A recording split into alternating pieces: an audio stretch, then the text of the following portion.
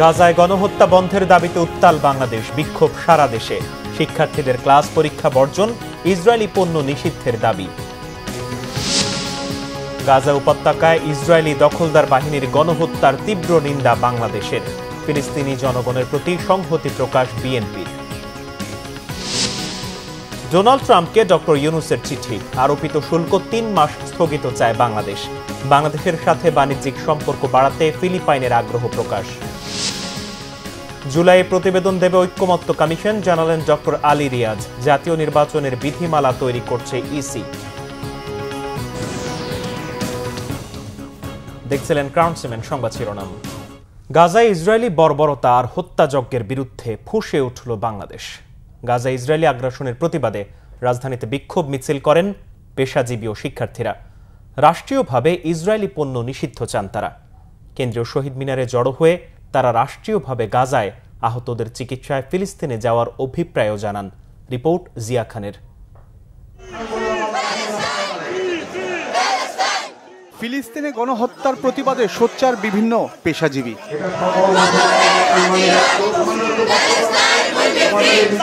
রাজধানীর বিভিন্ন সরকারি বেসরকারি কলেজের চিকিৎসক, ছাত্রছাত্রীরা বিক্ষোভ মিছিল নিয়ে জড়ো হয় কেন্দ্রীয় শহীদ মিনারে। গাজায় গণহত্যার প্রতিবাদ জানান তারা। যারা সভ্যতার ধ্বজাধারী হিসেবে নিজেদেরকে দাবি করে, সেই পশ্চিমা বিশ্বের মুখোশ খুলে গেছে।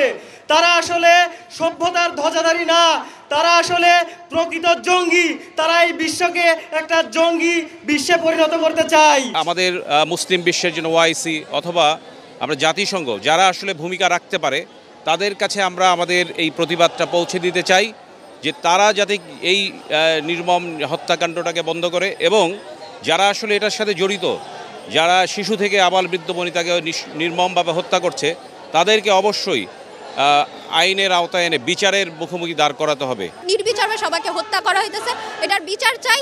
আর যত দ্রুত সম্ভব এই যে হামলা করা হইতেছে এটা বন্ধ করা হোক। বাংলাদেশ সরকার যদি আমাদেরকে অনুমতি দেয়, আমরা যারা চাকরিচ্যুত মিডিয়ার আছি, আমরা প্রয়োজনে ফিলিস্তিনে গিয়ে আমরা ইসরায়েলের বিরুদ্ধে যুদ্ধ করে শাহাদাত বরণ করতে রাজি আছি ইনশাআল্লাহ। ইসরায়েলি পণ্য বন্ধে সরকারি হস্তক্ষেপ চান তারা। মেডিকেল কলেজ থেকে শুরু করে, মেডিকেল বিশ্ববিদ্যালয় থেকে শুরু করে নার্সিং কলেজে যতগুলো ক্যান্টিন আছে, সমস্ত ক্যান্টিন থেকে আমরা আমাদের ক্ষুদ্র প্রয়াস হিসেবে সমস্ত ইসরায়েলি পণ্যগুলোকে আমরা বের করে দেব। পতাকা পুড়িয়ে নিজেদের ক্ষোভের বহিঃপ্রকাশ করেন তারা। এটার বিরুদ্ধে প্রতিবাদ জানানো উচিত, এবং যে বিভিন্ন আন্তর্জাতিক সংস্থা যারা এখনও সরব হয় নাই, তাদের আসলে এই বিষয়গুলো নিয়ে সরব হওয়া উচিত, যাতে ফিলিস্তিনে মানবাধিকার ফিরে আসে। এই মানুষ যারা বাকি আছে তাদেরও জীবন থাকে, তাদেরও অধিকার আছে, তাদেরকে আমরা বাঁচানোর জন্য আমরা এসেছি। এখনই আমাদের সময়। Let's free Palestine, free free Palestine, free free Palestine, free free Palestine. গাজায় গিয়ে হতাহতের চিকিৎসা সেবা দিতেও সরকারের সহায়তা চান তারা। কোন চিকিৎসা সহযোগিতা যদি প্রয়োজন হয়, বাংলাদেশ সরকার যদি আমাদেরকে ডাকে, আমরা ফিলিস্তিনিতে সেবা দিতে প্রস্তুত আছি। নির্বিচারে যান যাচ্ছে তাদের, অবশ্যই সেই জায়গা থেকে আমাদের তাদের পাশে দাঁড়ানো উচিত। এরপর একটি বিক্ষোভ মিছিল নিয়ে শাহবাগে এসে জড়ো হয় আন্দোলনকারীরা। বর্জন করা হয় ঢাকা বিশ্ববিদ্যালয়ের সব ক্লাস পরীক্ষা।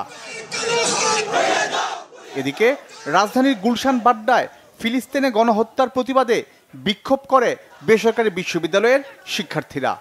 ছোট ছোট নিষ্পাপ শিশু মারা যাচ্ছে, হ্যাঁ, নবজাতক শিশু মারা যাচ্ছে, হ্যাঁ, এগুলো কিভাবে সহ্য করা যায়? ফিলিস্তিনের উপরে বর্বরতা, এই গণহত্যা যাতে যত জলদি সম্ভব বন্ধ করা হোক। আমরা এই ধরনের বর্বরতা, গণহত্যা কোনোভাবেই সাপোর্ট করি না।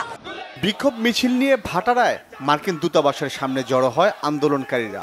এই সময় দূতাবাসের সামনে কড়া সতর্কতা ছিল আইনশৃঙ্খলা বাহিনীর সদস্যরা। জিয়া খান, বাংলা ভিশন, ঢাকা।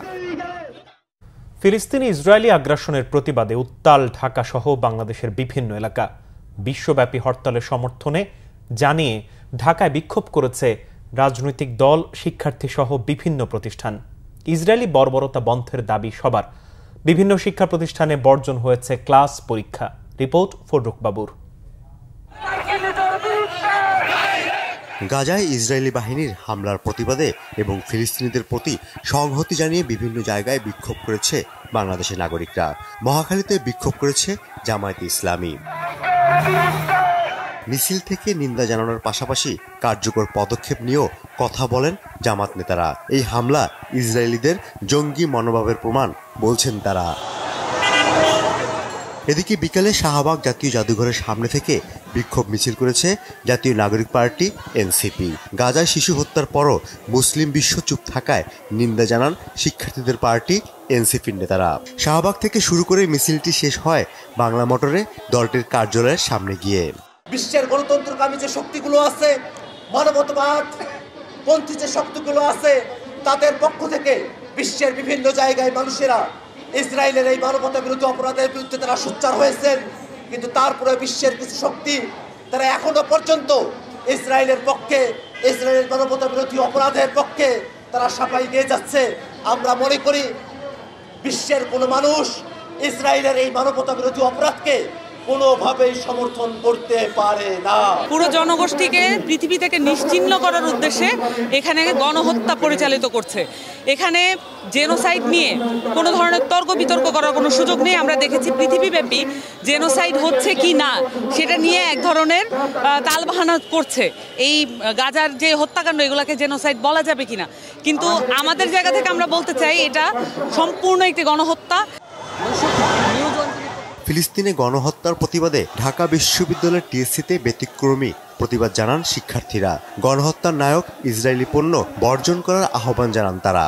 ইহুদিদের বিরুদ্ধে রুখে দাঁড়াতে হবে, ইহুদিদের দেখিয়ে দিতে হবে মুসলিমদের শক্তি, মুসলিমদের অস্তিত্ব, মুসলিমের সবকিছু।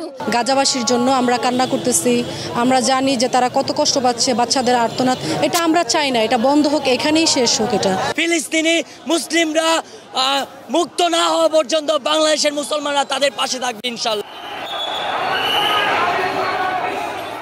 ইসরায়েল বিরোধী বিভিন্ন ব্যানার, ফেস্টুন ও প্লেকার্ড নিয়ে জাতীয় মসজিদ বায়তুল মোকাররমে অংশ নেন সর্বস্তরের মানুষ। জাতীয় মসজিদের উত্তর গেটে সংক্ষিপ্ত সমাবেশে ইসরায়েলের বিরুদ্ধে প্রতিরোধ গড়ে তুলতে বিশ্ব সম্প্রদায়কে আহ্বান জানান ইসলামী আন্দোলনের নেতারা। আমরা জাতিসংঘকে বলতে চাই, আপনারা কিছুই পারেন নাই, শুধুমাত্র অফিস বাড়িয়ে পয়সা খরচ করে লাভ নাই। বিশ্বের রাষ্ট্রগুলো থেকে চাঁদা নিয়ে আপনাদের অফিস খরচ চালানোর কোনো দরকার নাই। বায়তুল মোকাররমে সাধারণ মানুষের পাশাপাশি একাধিক ইসলামী রাজনৈতিক দলগুলো বিক্ষোভ মিছিল করেছে। ফররুখ বাবু, বাংলা ভিশন, ঢাকা। পুলিশ মহাপরিদর্শক বাহরুল আলম বলেছেন, প্রতিবাদ বিক্ষোভের নামে রাজধানী ঢাকা, সিলেট এবং দেশের বিভিন্ন জায়গায় দোকান ও ব্যবসা প্রতিষ্ঠানে যারা লুট ভাঙচুর করেছে তাদের বিরুদ্ধে কঠোর ব্যবস্থা নেওয়া হবে। কাউকে ছাড় দেওয়ার সুযোগ নেই বলে হুঁশিয়ারি দিয়েছেন তিনি। এ বিষয়ে মাঠ পর্যায় থেকে ঊর্ধ্বতন কর্মকর্তাদের নির্দেশ দেওয়া হয়েছে বলেও জানান আইজিপি। গণমাধ্যমে পাঠানো এক বিবৃতিতে আইজিপি বাহরুল আলম বলেন, হামলাকারীদের ভিডিও ফুটেজ আছে, তাদের চিহ্নিত করা হচ্ছে, দ্রুত সময়ের মধ্যে তাদের গ্রেপ্তার করা হবে। পুলিশ এ নিয়ে কাজ করছে। বলেন, সরকার কোনো ন্যায়সঙ্গত বিক্ষোভে বাধা দেয় না, তবে প্রতিবাদ কর্মসূচির আড়ালে কোনো অপরাধ কর্মকাণ্ড সহ্য করা হবে না। এদিকে 4 দিন ব্যাপী বিনিয়োগ সম্মেলন শুরুর দিনে ব্যবসা প্রতিষ্ঠানের উপর হামলা নেক্কারজনক দৃষ্টান্ত স্থাপন করেছে বলে জানিয়েছেন বাংলাদেশ বিনিয়োগ উন্নয়ন কর্তৃপক্ষের নির্বাহী চেয়ারম্যান চৌধুরী আশিক মাহমুদ বিন হারুন। গাজা উপত্যকায় ইসরায়েলি দখলদার বাহিনীর অব্যাহত গণহত্যা ও মানবাধিকারের চরম লঙ্ঘনের তীব্র নিন্দা জানিয়েছে বাংলাদেশ। পররাষ্ট্র মন্ত্রণালয় এক বিবৃতিতে জানিয়েছে, একতরফা যুদ্ধবিরতি লঙ্ঘনের পর থেকেই ইসরায়েলের চলমান সামরিক হামলায় অসংখ্য ফিলিস্তিনি নিহত হয়েছে, যাদের বেশিরভাগই নারী ও শিশু। ইসরায়েল বারবার আন্তর্জাতিক আবেদনের প্রতি কোনো গুরুত্ব দেয়নি, বরং হামলা ও হত্যা আরও তীব্র করেছে। বাংলাদেশ সরকার ইসরায়েলকে অবিলম্বে সমস্ত সামরিক অভিযান বন্ধ করার পাশাপাশি সর্বোচ্চ সংযম প্রদর্শনের দাবি জানায়। বিবৃতিতে জানানো হয়, ফিলিস্তিনি জনগণের সকল ন্যায্য অধিকার, তাদের আত্মনিয়ন্ত্রণের অধিকার এবং 1967 সালের পূর্বের সীমান্তের উপর ভিত্তি করে একটি স্বাধীন ও সার্বভৌম ফিলিস্তিনি রাষ্ট্র প্রতিষ্ঠার জন্য বাংলাদেশ সরকারের দৃঢ় সমর্থন পুনর্ব্যক্ত করেছে। বিএনপির জাতীয় নির্বাহী কমিটির সভা হয়েছে। রাতে গুলশানের চেয়ারপারসনের কার্যালয়ে স্থায়ী কমিটির বৈঠক হয়। এতে সভাপতিত্ব করেন ভারপ্রাপ্ত চেয়ারম্যান তারেক রহমান। সভায় গয়েশ্বরচন্দ্র রায়, আমির খসরু মাহমুদ চৌধুরী, মির্জা আব্বাস, সালাউদ্দিন আহমেদ, সেলিমা রহমান, হাফিজ উদ্দিন আহমেদ বীর বিক্রম, ইকবাল হাসান মাহমুদ টুকু ও নজরুল ইসলাম খান উপস্থিত ছিলেন। এছাড়াও বিএনপির মহাসচিব মির্জা ফখরুল ইসলাম আলমগীর সহ বেশ কয়েকজন সদস্য ভার্চুয়ালি যোগ দেন। ফিলিস্তিনের গাজা ও রাফায় ইসরায়েলি হামলার নিন্দা জানানোর পাশাপাশি দেশটির নির্যাতিত মানুষের জন্য সহমর্মিতা জানানো হয় সভায়। এছাড়া দেশের চলমান রাজনৈতিক পরিস্থিতি নিয়েও আলোচনা করেন দলটির স্থায়ী কমিটির নেতারা। বাংলাদেশের ব্যবসায়ীদের উদ্বেগের মধ্যে মার্কিন শুল্ক পুনর্বিবেচনা চেয়ে যুক্তরাষ্ট্রের প্রেসিডেন্ট ডোনাল্ড ট্রাম্পকে চিঠি দিয়েছেন প্রধান উপদেষ্টা অধ্যাপক ডক্টর মোহাম্মদ ইউনূস। চিঠিতে ৩ মাসের জন্য ৩৭% শুল্ক প্রস্তাব স্থগিত রাখার অনুরোধ জানানো হয়েছে। সোমবার ডোনাল্ড ট্রাম্পকে এই চিঠি দেন ডক্টর মোহাম্মদ ইউনূস। প্রধান উপদেষ্টার কার্যালয় বিষয়টি নিশ্চিত করেছে। এতে যুক্তরাষ্ট্রের পণ্য বাংলাদেশের বাজারে প্রবেশে শুল্ক সুবিধা দেওয়ার কথাও বলেছেন প্রধান উপদেষ্টা। চিঠিতে যুক্তরাষ্ট্রকে আশ্বস্ত করা হয় দেশটির বাণিজ্য এজেন্ডা সম্পূর্ণরূপে বাস্তবায়নে সহযোগিতার জন্য প্রয়োজনীয় সব পদক্ষেপ নেবে বাংলাদেশ। বলা হয় বাংলাদেশে মার্কিন পণ্য রপ্তানি দ্রুত বাড়ানোর জন্য সুনির্দিষ্ট কর্মপরিকল্পনা চিহ্নিত করতে কাজ করছে অন্তর্বর্তী সরকার। মার্কিন বাণিজ্য প্রতিনিধির সঙ্গে পারস্পরিক সম্পর্ক জোরদারে বিশদ কার্যক্রম নিয়ে বাণিজ্য উপদেষ্টাও কাজ করবেন বলে প্রধান উপদেষ্টার চিঠিতে জানানো হয়। এ নিয়ে বিস্তারিত ব্রিফ করেন প্রধান উপদেষ্টার প্রেস সচিব শফিকুল আলম। এর মধ্যে আমাদের যে অন্তর্বর্তীকালীন সরকার কাজ করতে পারে যাতে বাংলাদেশে ইউএস এর এক্সপোর্ট বাড়ে। Bangladesh will take all necessary actions to fully support your trade agenda.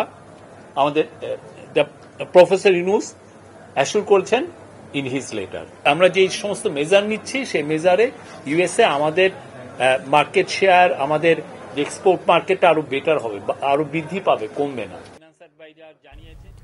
President Marcos এবং তার দেশের জনগণের পক্ষে বাংলাদেশের অন্তর্বর্তী সরকারকে পূর্ণ সমর্থনের কথা জানিয়েছে ফিলিপাইন। রাষ্ট্রীয় অতিথি ভবন যমুনায় প্রধান উপদেষ্টা ডক্টর মোহাম্মদ ইউনূসের সাথে সৌজন্য সাক্ষাৎ করতে গেলে দেশটির রাষ্ট্রদূত নিনা পি কাইংলেট একথা জানান। এ সময় ফিলিপাইন ও বাংলাদেশের মধ্যে দ্বিপাক্ষিক সম্পর্ক জোরদারের বিষয়ে আলোচনা হয় তাদের মধ্যে। দুদেশের মধ্যে ব্যবসা বাণিজ্যের সম্প্রসারণ এবং বিভিন্ন সেক্টরে সহযোগিতা আরও সুদৃঢ় করার বিষয়েও আলোচনা হয়েছে। কৃষি ও শিক্ষায় সহযোগিতা বাড়ানোর বিষয়ে একমত হন তারা।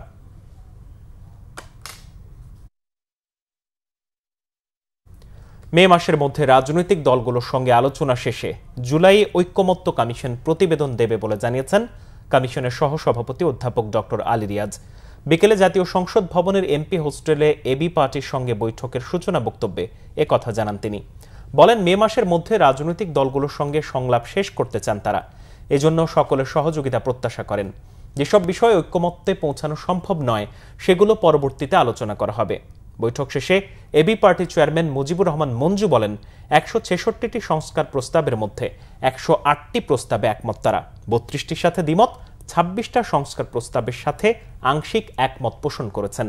এছাড়া প্রধানমন্ত্রীর ক্ষমার ভারসাম্য আনা ও দ্বিকক্ষ পার্লামেন্টের পক্ষেও মত দেয় এবি পার্টি। তবে যৌক্তিকতার আলোকে যে কোনো প্রস্তাবকে স্বাগত জানায় দলটি। ৩২টার ব্যাপারে আমরা দ্বিমত করেছিলাম এবং ২৬টার ব্যাপারে আমরা আংশিক একমত পোষণ করেছিলাম। তো সেই ৩২টা এবং ২৬টা বিষয় নিয়ে আমাদের সাথে আলাদা আলাদা করে আলোচনা হয়েছে। আমরা দ্বিকক্ষ বিশিষ্ট পার্লামেন্টের ব্যাপারে আমাদের দ্বিমত ছিল।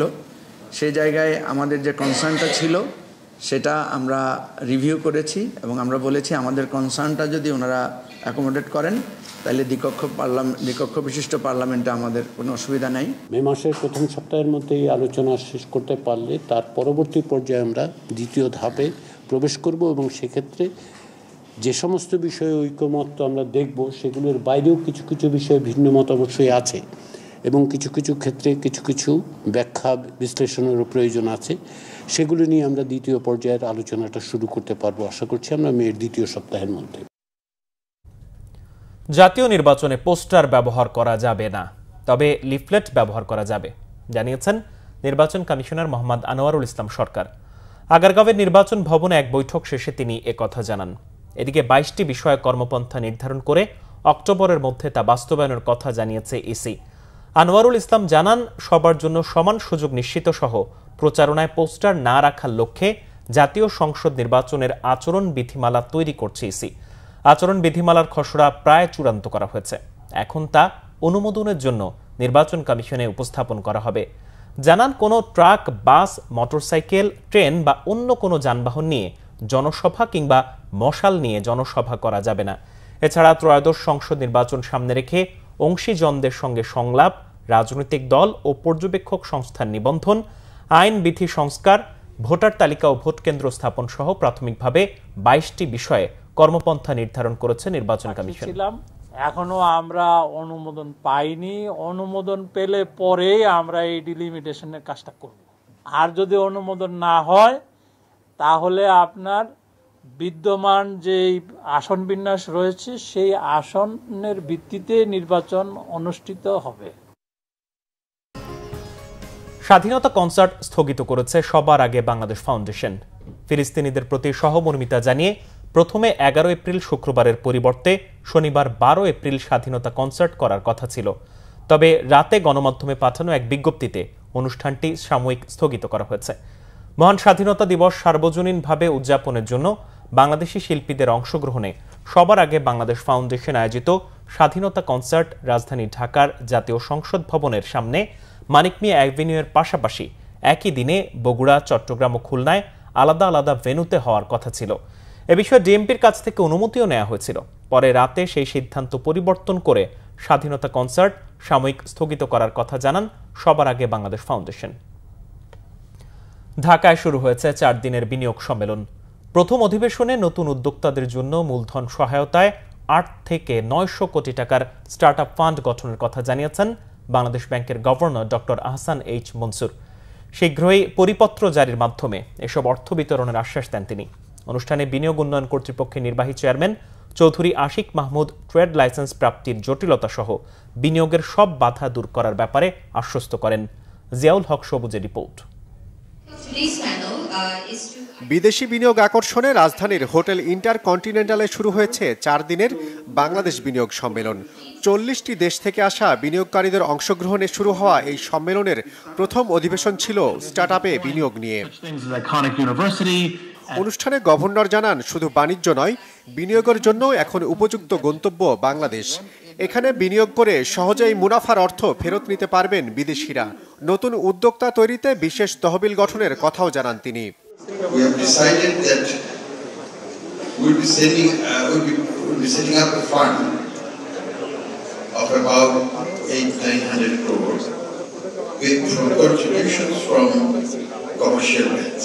We are also going to contribute, I don't know the exact amount, maybe for 500 crore or something like that, to add to that as co-financing for on lending, so that there will be an equity component, there will be lending component as well, which whoever wish to access the lending component as complementary to that. অনুষ্ঠানে বিডার নির্বাহী পরিচালক জানান, trade licence পাওয়ার পদ্ধতিগত জটিলতা নিরসনের পাশাপাশি চিহ্নিত সমস্যা এখন প্রায় দূর হবার পথে। Like trade license, which apparently is a very big challenge for young businesses to start doing business in Bangladesh. The questions that we really need to ask is not necessarily how we streamline the trade license process, but start from, do we even need a trade license?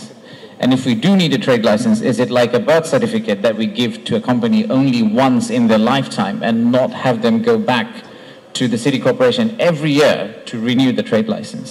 প্রধান উপদেষ্টার বিশেষ সহকারী ফয়েজ আহমদ তৈয়ব ইন্টারনেটের দাম কমানোর পাশাপাশি এক মুহূর্তের জন্য যেন ইন্টারনেট সেবা বন্ধ না হয় সেই নিশ্চয়তা দেন। So we'll be offering a lot of data localization flexibility to the investors and to the local business community. So it will be kind of a very modern law that offers flexibility to our businessmen and especially the startups. 4 দিনের এই সম্মেলনে শতাধিক change মেকারের কাছ থেকে সরাসরি কথা শোনার পাশাপাশি অভিজ্ঞতা বিনিময়ের সুযোগ পাবেন নতুন উদ্যোক্তারা। জিয়াউল হক সবুজ, বাংলা ভিশন, ঢাকা। গাজা ইসরায়েলি গণহত্যার প্রতিবাদে বিশ্বের বিভিন্ন দেশে ধর্মঘট করছে লাখো মানুষ। 1.5 বছরে গাজায় 50,000-এর বেশি ফিলিস্তিনিকে হত্যা করেছে নেতানিয়াহু বাহিনী। চলছে ভূখণ্ডটি দখলের পায়তারা। পরিস্থিতি নাজুক হওয়ায় ফিলিস্তিনিদের ধর্মঘটে সংহতি জানিয়ে বাংলাদেশ, যুক্তরাষ্ট্র, জর্ডান, মরক্কো, হাঙ্গেরি সহ ইউরোপ ও আফ্রিকার বিভিন্ন দেশে চলছে ইসরায়েল বিরোধী বিক্ষোভ। গাজায় হত্যাযজ্ঞ বন্ধে এবং স্বাধীন ফিলিস্তিন প্রতিষ্ঠাই আন্দোলনকারীদের প্রধান দাবি। এদিকে ইসরায়েলে অন্তত 10টি রকেট হামলা চালিয়েছে ফিলিস্তিনি সংগঠন হামাস। শহীদ আরাফাতের ডেস্ক রিপোর্টে বিস্তারিত। ফিলিস্তিনের গাজায় আর একটিও হত্যা দেখতে চায় না বিশ্ববাসী। তাই ফিলিস্তিনিদের ধর্মঘটে সংহতি জানিয়ে ইসরায়েল বিরোধী আন্দোলনে নেমেছে বিশ্বের নানা প্রান্তের মানুষ। একটিই দাবি, বন্ধ হোক ইসরায়েলের নৃশংস হত্যাযজ্ঞ, ফিরিয়ে দেয়া হোক স্বাধীন ফিলিস্তিন। 2023 সালের অক্টোবরের 7 তারিখ গাজায় গণহত্যা শুরু করে ইসরায়েলি বাহিনী। 18 মাসে অন্তত 50,000 ফিলিস্তিনিকে হত্যা করেছে দখলদাররা। এর মধ্যে নারী শিশুর সংখ্যাই সবচেয়ে বেশি। অন্তত 19,000 শিশুর প্রাণহানি হয়েছে ইসরায়েলি বর্বরতায়। একদিকে উচ্ছেদ অভিযান, অন্যদিকে স্থল অভিযানের মধ্য দিয়ে দখলের চেষ্টায় গাজা যেন এক বসবাসের অযোগ্য শহর। এই পরিস্থিতিতে গাজায় হত্যাযজ্ঞ বন্ধে আন্তর্জাতিক সমর্থনে ফিলিস্তিনের ন্যাশনাল অ্যান্ড ইসলামিক ফোর্সেস নামের একটি গোষ্ঠী সোমবার বিশ্বজুড়ে ইসরায়েল বিরোধী ধর্মঘটের ডাক দেয়। রবিবার ফিলিস্তিন থেকে শুরু হয় এই প্রতিবাদী আন্দোলন। ফিলিস্তিনিদের সমর্থনে আন্দোলনের সংহতি জানিয়ে সোমবার বাংলাদেশ, যুক্তরাষ্ট্র, জর্ডান, মরক্কো, হাঙ্গেরি সহ ইউরোপ ও আফ্রিকার বিভিন্ন দেশে আন্দোলনে যোগ দেয় হাজারো মানুষ। ফিলিস্তিনের পশ্চিম তীরের রামাল্লায় হাজারো মানুষ জড়ো হয়ে ইসরায়েল বিরোধী স্লোগান দিতে থাকে। প্রতিদিন শত শত মানুষকে হত্যা ও গাজা দখলের বিরুদ্ধে প্রতিবাদী এই আন্দোলনের রাজপথ উত্তপ্ত হয়ে ওঠে। আন্দোলন দেখা যায় লিবিয়া, জর্ডান ও মরক্কোতে। যুক্তরাষ্ট্রের নেতানিয়াহুর পাশাপাশি ট্রাম্পের বিরুদ্ধে সোচ্চার বিক্ষোভকারীরা। ইসরায়েলের প্রতি যুক্তরাষ্ট্রের সমর্থন বন্ধের দাবি তোলেন তারা। এদিকে বিশ্বজুড়ে আন্দোলনের মধ্যেই গাজা ও লেবাননে একের পর এক বোমা হামলা চালাচ্ছে নেতানিয়াহু বাহিনী। রবিবার গাজার এক সাংবাদিক সহ অন্তত 50 ফিলিস্তিনিকে হত্যা করে দখলদাররা। ভূখণ্ডটি নাসের হাসপাতালের হামলায় ওই সাংবাদিকের প্রাণহানি ঘটে। এছাড়া আহত হন আরো 7 সাংবাদিক। ফিলিস্তিনও থেমে নেই। বর্বর হামলার জবাবে ইসরায়েলের আশকেলন ও গান ইয়াভুনি শহরে 10টি রকেট হামলা চালিয়েছে স্বাধীনতাকামী সংগঠন হামাস। এতে বেশ কিছু যানবাহন ক্ষতিগ্রস্ত হয়েছে। আহত হয়েছেন অন্তত 3 জন। বিক্ষোভ, হামলা, পাল্টা হামলার মধ্যে ইসরায়েলের প্রধানমন্ত্রী বেনিয়ামিন নেতানিয়াহু যুক্তরাষ্ট্র পাড়ি জমিয়েছেন। প্রেসিডেন্ট ডোনাল্ড ট্রাম্পের সাথে জিম্মি মুক্তি ও গাজা নিয়ে নতুন পরিকল্পনা করতেই ওয়াশিংটন সফরে গেছেন তিনি। Shahid Arafat, Bangla Vision news desk. সংবাদ শেষ করব ক্রাউন সিমেন্ট শিরোনামগুলো আরো একবার জানিয়ে। গাজায় গণহত্যা বন্ধের দাবিতে উত্তাল বাংলাদেশ, বিক্ষোভ সারা দেশে।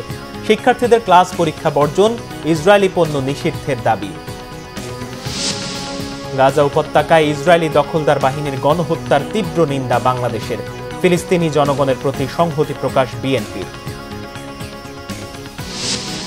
ডোনাল্ড ট্রাম্পকে ডক্টর ইউনূসের চিঠি, আরোপিত শুল্ক 3 মাস স্থগিত চায় বাংলাদেশ। বাংলাদেশের সাথে বাণিজ্যিক সম্পর্ক বাড়াতে ফিলিপাইনের আগ্রহ প্রকাশ। জুলাইয়ে প্রতিবেদন দেবে ঐক্যমত্য কমিশন, জানালেন ডক্টর আলী রিয়াজ। জাতীয় নির্বাচনের বিধিমালা তৈরি করছে ইসি। এই ছিল এখনকার মতো। পরের সংবাদ সকাল 7:30টায় দেখার আমন্ত্রণ রইল। এছাড়া বাংলা ভিশন সংবাদ ও সংবাদ সংশ্লিষ্ট অনুষ্ঠান দেখতে ভিজিট করুন www.bvnews24.com ও facebook.com/banglavisionnews এবং সাবস্ক্রাইব করুন youtube.com/banglavisionnews। ধন্যবাদ।